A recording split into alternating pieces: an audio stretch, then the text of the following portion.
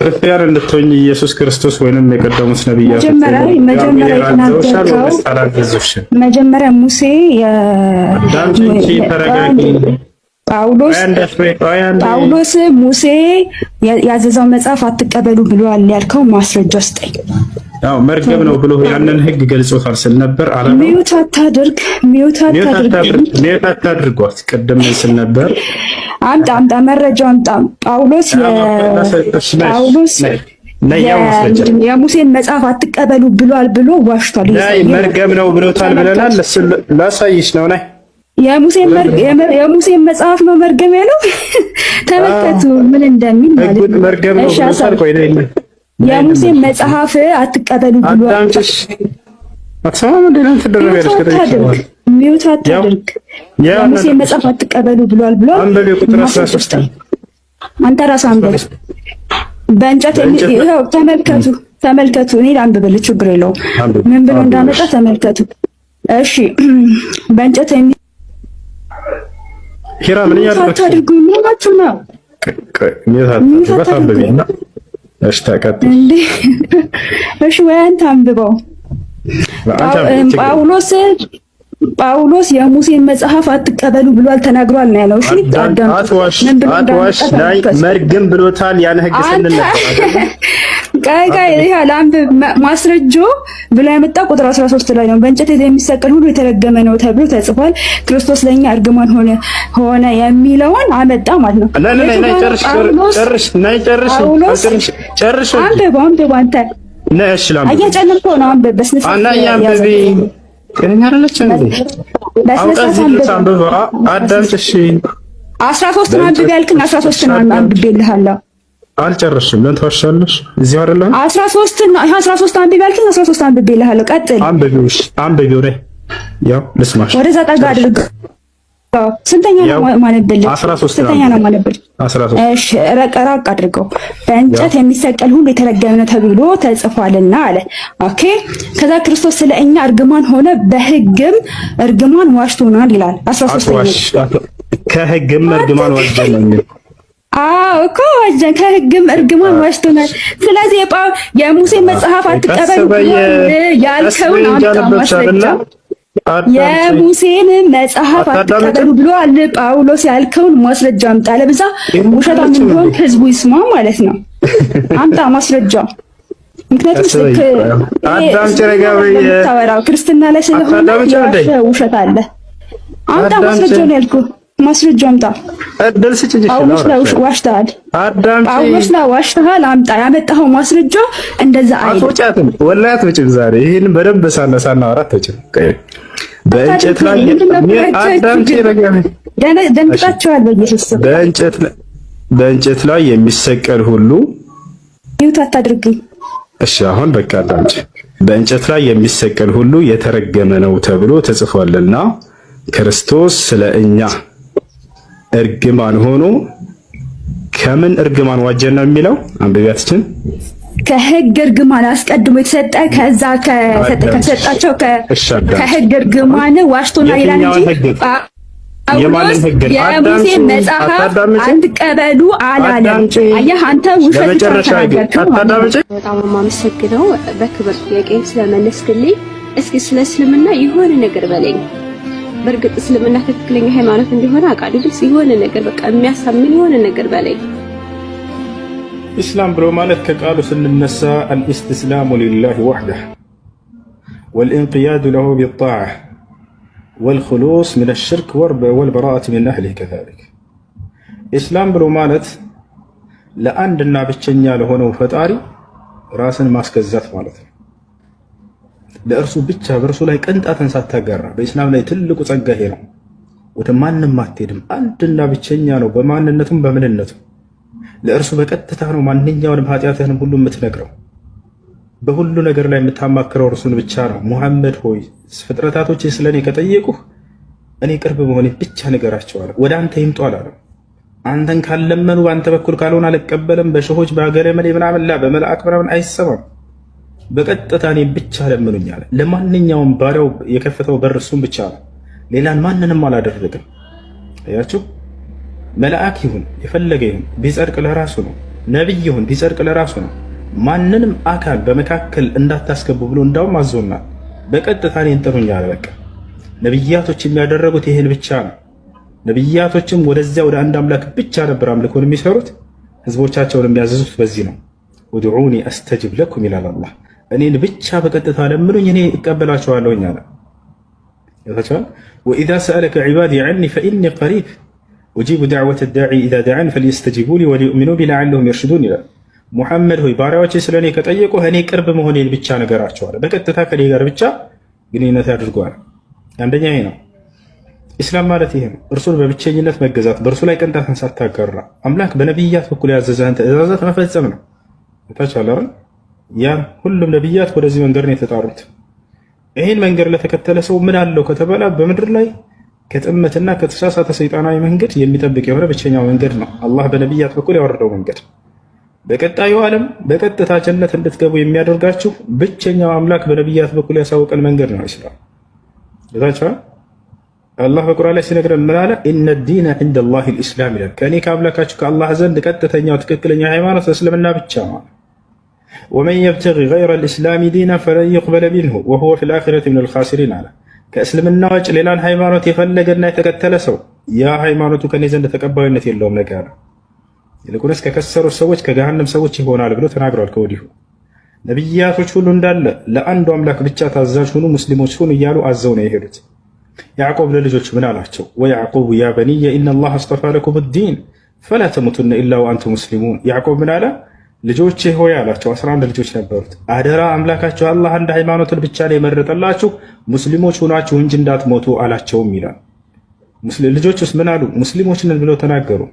አም ኩንቱም ሹሃዳአ ኢዝ ሐደረ ያዕቁብ አልመውት ኢዝ ቃለ ሊበኒህ ማ ተዕቡዱነ ሚን ባዕዲ ቃሉ ነዕቡዱ ኢላሀከ ወኢላሀ አባኢከ ኢብራሂመ ወኢስሐቀ ወያዕቁብ ኢላሀን ዋሒደን ወነሕኑ ለሁ ሙስሊሙን። እኛ ለእርሱ ለዚያ ለአንዱ አምላክ ታዛዦች ነን ሙስሊሞች ነን አሉም ይላል። እና ይህ ነው የነቢያት መንገድ ማለት ይሄ ነው። በቀጣዩ ዓለም ጀነት እንደሚያስገባቸው ሙስሊሞችን አላህ ሱብሓነሁ ወተዓላ ቃል በቃል ተናግሯል። አለዚነ አመኑ ቢአያቲና ወካኑ ሙስሊሚን ኡድኹሉል ጀና፣ እነዚያ ሙስሊም የሆኑትንም ገነትን ግቡላችኋለሁኝ ይላል። ነቢያችን ሰለላሁ ዐለይሂ ወሰለም በሐዲስ ላይ ቃል ይገባሉ። ምን አሉ? አልጀነቱ ላ የድኹሉሃ ኢላ ነፍሱን ሙስሊም አሉ። ይኸውልሽ ዘቢባ። አቤት። አሰላሙ አለይኩም። አቤት። ወአለይኩም ሰላም። ልጅሽ ስንት ዓመቱ? ያናግረን እስኪ ወደዚህ አድርግ። ኢላን 4 ዓመቱ። ወይኔ ቪዲዮ ላይ ነን። አሰላሙ አለይኩም። ወአለይኩም ሰላም። እንዴት ነህ? ደህና ነኝ። ማነው ስምህ? ኢላን። ኢላን ማሻአላህ። ስንት ዓመትህ ነው? ኬጂ ሰሪጋ 5 ዓመትህ? እናትህ 4 ነው እኮ ያለችው። ማነው ትክክለኛው? ማስረጃም እኔ ነኝ በላ።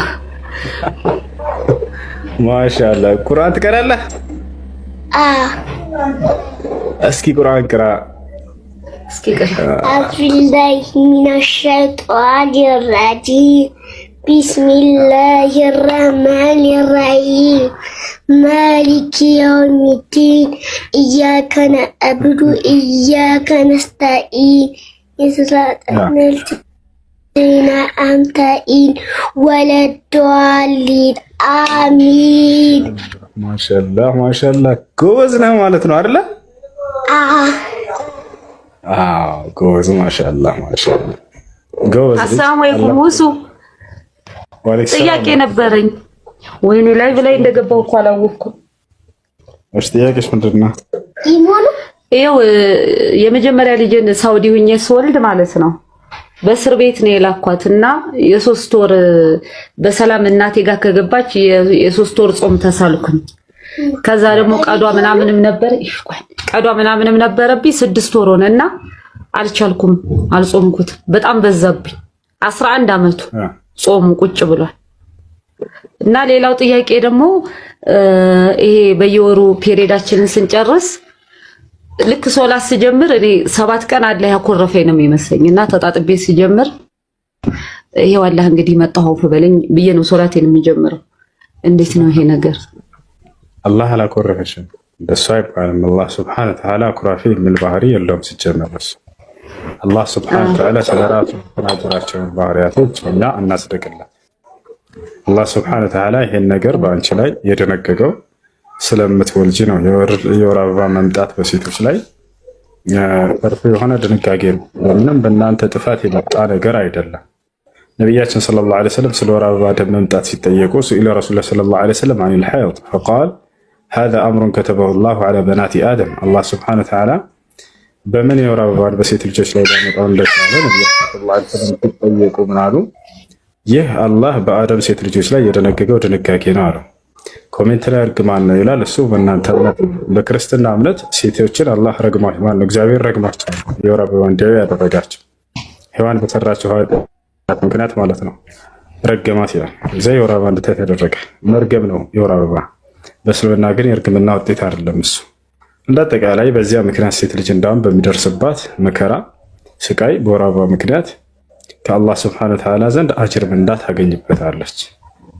ያ ነው እና እንደዛ ብለሽ መጀመሩ ስህተት ነው እሱ።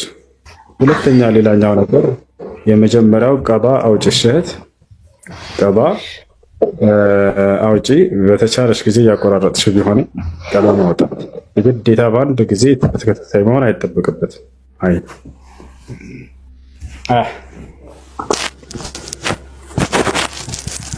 ሰላም አለይኩም። አለይኩም ሰላም ወራህመቱላሂ ወበረካቱ። እሺ ጥያቄ ነበረኝና በህልም አንድ ጓደኛ ያለች እና በማስታወቂያው ሰው ግንኙነት ይመጣባታል ማለት ነው እና ያህል ማለት ሴቶች ምናምን ፈልጋ ነበር። በህልም ባየች ማለት ነው መጥፎ ነው ወይስ ፍቺ ፈልጋ ነበር ነው ያልሽው? ኖ የህልም ነው ፍቺ ፈልጋ ነው።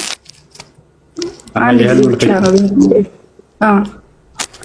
ማያ በህልማችሁ የግብረ ስጋ ግንኙነት የሚታያቸው ነገር እሱ ከሰይጣን ነው። ከሰይጣን ነው። አይ ከሰይጣን ነው። ሌላኛው ጥያቄ ደግሞ ሴት ልጅ ፀጉሯን ቀለም መቀባት ትችላለች ወይ? ምን መቀባት? ጥፍሯን መቀባት ነው ያልሽው? አይ ፀጉሯን ቀለም መቀባት ትችላለች። ጥቁር ቀለም እንዳይሆን እንጂ ሌላ ቀለም መቀባት ትችላለች። ነብያችን ሰለላሁ ዐለይሂ ወሰለም የከለከሉት ጥቁር ቀለምን ነው። غيሩ هذا الشيء وجنبوه السواد አሉ። ይህን ሽበት በሌላ ከለር ቀይሩት ከፈለጋችሁ፣ ግን ማጥቆሪያን አረቁት ብለው ነው የተናገሩት። ስለዚህ ጥቁር ከለር እስካልሆነ ድረስ ችግር የለውም። እንዳምን በኋላ ብርሃን ተቀብቼ እመጣለሁ ኢንሻአላህ።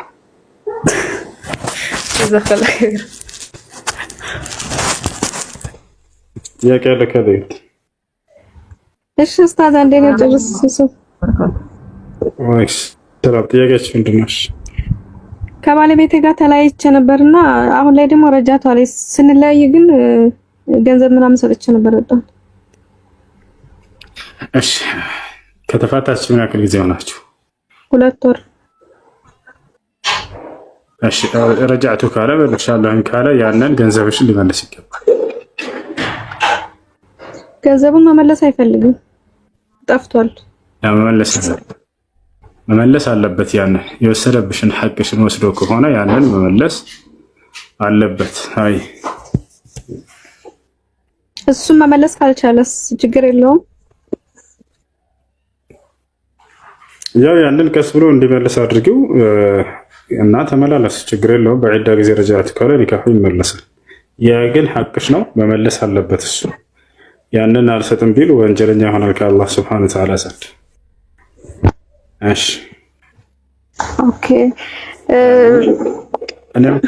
እኔ አውፍ ካልኩለት እስካልሽ ደግሞ ትችያለሽ አውፍ ማለት፣ ግን ሐቅሽ ነው እሱ። አውፍ ብትል ችግር የለውም። ኦኬ። ግን ኒካው ያኔ ይመለሳል፣ ችግር የለውም። ለምን እንደዛ ረክ ምናምን ብዬ እንትን ስለው ደግሞ አይ የሚመለስ አልመሰለኝም እና ነውና አውቄ ነው ምናምን አለኝ። ደግሞ መጨረሻ ላይ እኮ አንቺ አሁን ሐቅ አለሽ፣ ያ ገንዘብ ያንቺ ሐቅ ነው። ሁለት ምርጫ አለሽ፣ ወይ በቃ በላምጣ ገንዘቤን ማለት፣ ወይንም ደግሞ ይቅር ብዬልሃለሁ አውፍ ብዬልሃለሁ ማለት። ያ ነው እኔ ከሱ ጋር መመለስ አልፈለኩም ነበር። ካልፈለግሽ ደግሞ ያን ሸሪዓ ፍርድ ቤት በአቅራቢያሽ ሄደሽ የሆነውን ነገር ተነግራቸዋለሽ። እነሱ ይጠሩትና መልስላት፣ ካልሆነ ፍታ ይሉታል። አይ አልቀርብም አልመጣም ካለ ሸሪዓ ፍርድ ቤት ራሱ ያንን በዒዳ ጊዜ ረጃዕት ብሎ የመለሰውን ኒካህ እነሱ ያወርዱታል። ኦኬ ሽክራን ጀዛከላሁ ኸይር ወያኩም። ሁለት ጥያቄ አለ። حسين نعم اريد اطلب منك طلب صغير ممكن؟ طيب تفضل. اريدك يعني تقول للناس انه يعملوا لي فولو، اريد اوصل 2000 متابع، الحين عندي 1500. እሺ 1500 ተከታይ ነው ያለኝና 2000 ተከታይ እንዲገቡልኝ እፈልጋለሁኝ። ፎሎ እንዳደርግልኝ ንገሩኝ ብሎ ነው። ፎሎ አድርጉት ልጆች፣ ፎሎ አድርጉት። ሁላችሁም 700 ምናምን ሰዎች ያላችሁ እዚህ ፎሎ አድርጉት። እሺ ይቀጥል።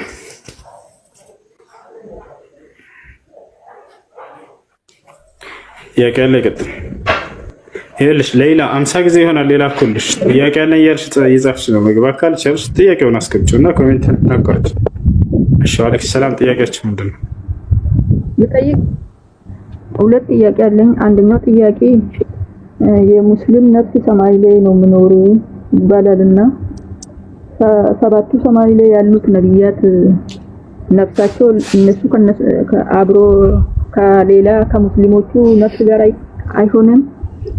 በጀነት ናቸው። የሙስሊሞች ነፍስ በጀነት ናቸው። ነቢያችን ሰለላሁ ዐለይሂ ወሰለም አርዋሑል ሙእሚኒነ ፊል ጀና አሉ። የሙስሊሞች ነፍስ በገነት ትኖራለች ብለው ተናግረዋል። እሺ ሁለተኛ ጥያቄ ደግሞ ፎቶ መነሳት ሐራም ነው የሚባል ሰማለሁ። ቤት ውስጥ ምናምን ፎቶ ካለ መላእክቶች አይገቡም ይባላል። ይሄ አልገባኝም። ملاك جبريل عليه السلام إنا نحن معاشر الملائكة لا ندخل بيتا فيه كلاب وتماثيل بلا إنا ملائكتوች ምስልና ውሻ ካለበት ቤት አንገባም ብሎ ተናግሯል። መነሳቱ ሰፊ ፎቶ መነሳት በሚለው ጉዳይ በዕለሞች መካከል ብዙ ሀሳብ አለ። አንደኛ የተስማሙበት፣ ሁለተኛ የተካለፉበት አለ። የተስማሙበት ሱራ የሚለው ምስል የሚለው ጥላ ያለ ሊኖራቸው የሚችል ተቀርጸው ቢቆሙ ልክ ለምሳሌ ከሐውልት የምንላቸው ነገራት ከእንጨት ሊሆን ይችላል፣ ከድንጋይ ሊሆን ይችላል፣ ከብረት ሊሆን ይችላል። ከማናቸውም ቁሳቁስ ተቀርጸው የሚሰሩ ያናይ በዚህ ጉዳይ በዕለሞች መካከል ምንም ኺላፍ ሳይኖረው ይሄ ክልክል ነው፣ አይቻልም፣ ሐራም ነው። ሁለተኛ ረስም ብልየት በእጅ መሳል ከቀለም ከእስክርቢቶ ከማርከር ከምንም አይነት ነገር ሊሆን ይችላል። በነዛ ነገራቶች ረስም ይሄም በዕለሞች መካከል ምንም ኺላፍ ሳይኖረው ዘዋት አርዋህ የሩህ ባለቤቶችን መቅረጽና መሳል አይቻልም ከተባለው ነው። ሐዲስ አስመልክተው የመጣው እሱን እንደሆነ ዕለሞች ይናገራሉ። በዘመናቸው የነበረውን ምስል ነው እየተናገሩ ያሉት ነብዩ ሰለላሁ ዐለይሂ ወሰለም። በዚያ ዘመን ካሜራ ነበር ወይ አልነበረም? ለዚህ ነው በዕለሞቻችን መካከል በዚህ ጉዳይ ይሄኛውን ኺላፍ እንዳለው የገለጹት። ሼክ ዘይድ አልመድኸሊ ረሂመሁላህ ተዓላ በዚህ ጉዳይ ጠይቀው በቪዲዮ እና በካሜራ በተመለከተ የኺላፍ አለው በዕለሞች ዘንድ ብለው ተናግረዋል። ግማሽ ዕለሞች ይህንንም ያጠቃልላል፣ አይቻልም አስገዳጅ ለሆነ ነገር ካልሆነ በስተቀር ለምሳሌ ልክ እንደ ፓስፖርት፣ መንጃ ፈቃድ፣ መታወቂያ እንዲህ አይነት ነገራቶች ላይ አስገዳጅ ስለሆነ የትምህርት መረጃዎች ላይ ምናምን ለዚህ ነው የሚፈቀደው እንጂ ለሌላ ነገር አይፈቀድም ያላሉ። ሌሎች ደግሞ ከዚያኛው ጋር አይቃተትም እና ይሄ ልክ አንድ ሰው ራሱን ከመስዋዕት ፊት ቆሞ የማየት ያክል እንጂ ከዛ የዘለለ ነገር አይደለም ብለው እየተናገሩ አሉ። ያም ሆነ ይህ ግን ጠያቂዋ ሴት ልጅ ነች እና ሴት ልጅ የውበት መገለጫዋን በገሃድ እንዳታወጣ ተከልክሏል። ፎቶ ተነስታ እንደዚህ እንትን ማለቱ አይቻልም። እሱ ወቀርነ ፊ ቡዩቲኩነ ወላ ተበረጅነ ተበሩጀል ጃሂልየት ብሏል አላህ። ቤታችሁ መርጋትን እርጉ ሴቶች እንደቀደሙት መሃይማን ዘመን ሴቶች መገላለጥን አትገላለጡ ብሏል። ስለዚህ ገላልጣ በአደባባይ ላይ ፎቶዋን መለጠፏ ወይም መውጣቷ እሱ ተገቢ አይደለም። አይ ያቀለው ከለገት ጀዛኩሙላህ ተመልሰልኝ። አሰላሙ አለይኩም። ወአለይኩም ሰላም ወራህመቱላሂ ወበረካቱ። እሰማለሁ። ሁሴን ውሾች ገድሏል። ያን አንዷን በጥይት ነው የገደለው፣ አንዷን ደግሞ ያኔ የ3 ቀን ያክል ደብድቧታል አልሞት እያለች ማለት ነው። እና እሱ እንዴት ይታያል? በምን አይነትስ ያኔ ምን ቢያደርግ ነው እንጃ ወለጀውልና እናስረዳኝ። ምንድነች የደበደባት? ናም ምንድነች የደበደባት? ውሾች ናቸውና ከዚህ በፊት ውሻ በሽታም ውሻ አይቆይ ማሰማ ያላልቅ። እሺ ተናዳፊ ተናካሽ ውሻ ከሆነ እሱ መግደሉ ችግር የለውም፣ መግደል ትችላላችሁ። በሰዎች ላይ አደጋ የሚያደርስ ከሆነ በሰዎች ላይ አደጋ የማያደርስን ውሻ ግን ሰላማዊ የሆነን ውሻን መግደል ተገቢ አይደለም። መግደል ተገቢ አይደለም፣ አይቻልም። እሺ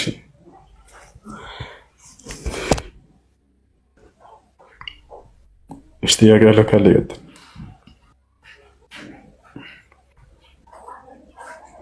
አድሚኖች ያላችሁ በተራ አስገባችሁ።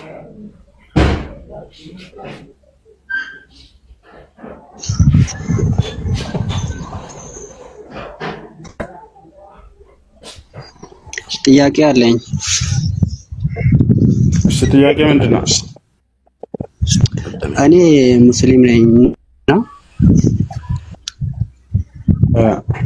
ከዚህ በፊት የሴት ጓደኛ ነበረችኝ፣ የክርስቲያን ማለት ነው። እሺ እና አንድ ቀን እንደዚህ እንሂድ ስትለኝ ከሷ ጋር ቸርች ገብቼ ነበረ።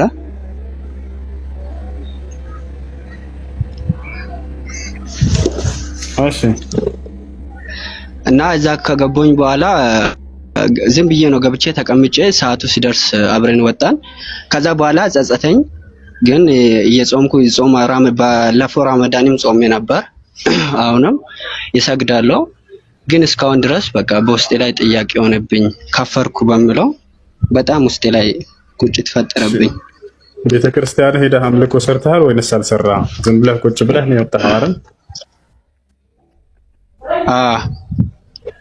አልከፈርክም፣ ከእስልምና አልወጣህም?